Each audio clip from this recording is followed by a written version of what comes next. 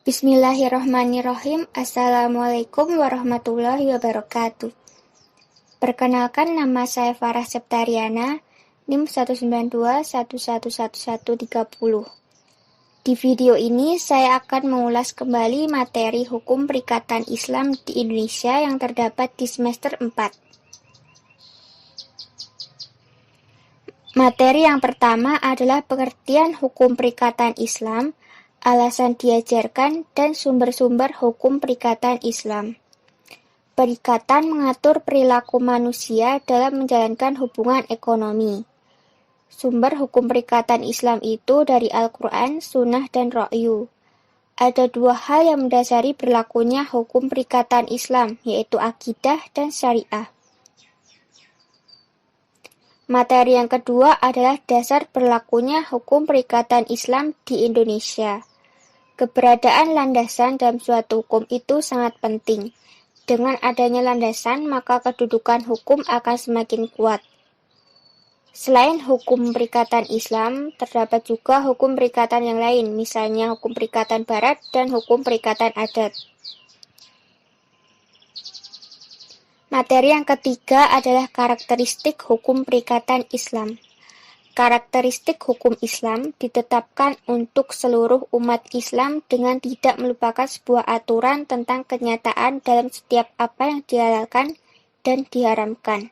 Salah satu asas dalam hukum perikatan adalah asas kebebasan, di mana kaum muslimin mempunyai kebebasan untuk membentuk perjanjian baru selama tidak bertentangan dengan prinsip dan tujuan hukum Islam.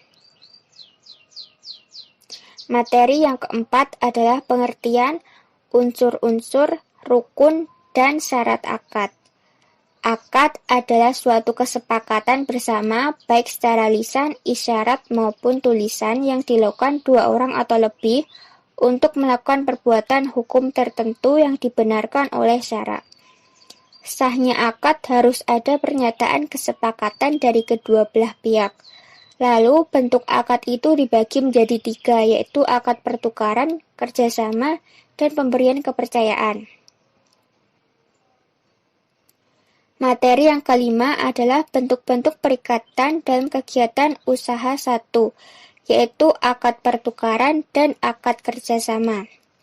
Akad pertukaran adalah mempertukarkan sesuatu untuk tujuan kepemilikan. Bentuk akad pertukaran dibagi menjadi dua bentuk, yaitu pertukaran barang yang sejenis dan tidak sejenis. Lalu akad kerjasama adalah akad antara dua pihak atau lebih guna usaha tertentu, di mana masing-masing pihak memberikan kontribusi dana dengan kesepakatan bahwa keuntungan dan resiko akan ditanggung bersama. Materi yang keenam adalah bentuk-bentuk perikatan dalam kegiatan usaha 2, yaitu akad pemberian kepercayaan.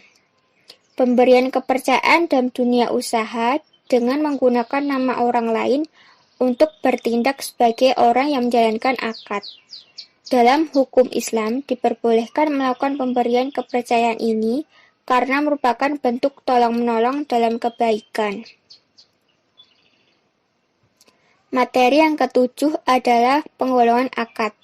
Kategori akad antara lain dilihat dari segi keabsahan, segi penamaannya, segi disyaratkannya akad atau tidak, dan lain sebagainya.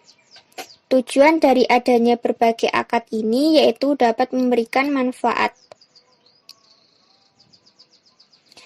Materi yang ke-8 adalah kedudukan hukum perikatan Islam dalam lembaga ekonomi syariah di Indonesia.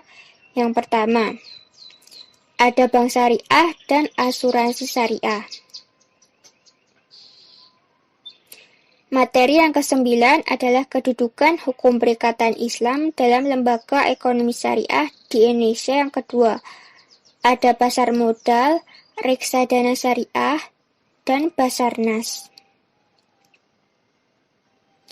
Materi yang ke-10 adalah tinjauan hukum perikatan Islam terhadap transaksi bisnis modern. Yang pertama, ada MLM, waralaba, dan e-commerce. Materi yang ke-11 adalah tinjauan hukum perikatan Islam terhadap transaksi bisnis modern yang kedua. Ada IFT, kredit card, dan masalah persaingan usaha. Dari beberapa transaksi bisnis modern tersebut, menurut tinjauan hukum Islam diperbolehkan asalkan dilakukan sesuai syariah dan tidak terdapat unsur-unsur yang dilarang seperti adanya goror, doror, maisir, dan lain sebagainya. Adapun akad yang digunakan seperti akad ijarah, mudorobah, sirkah, dan tentunya tidak ada unsur haram serta merugikan pihak lain. Harapan saya setelah mempelajari hukum perikatan Islam di Indonesia adalah semoga ilmu yang saya dapat ini bisa dipergunakan sebagai pedoman untuk mendapatkan pekerjaan di bidang hukum. Seperti halnya cita-cita saya yang ingin bekerja di suatu instansi hukum seperti pengadilan agama, di mana bisa menyelesaikan suatu perkara. Demikian yang bisa saya sampaikan, kurang lebih.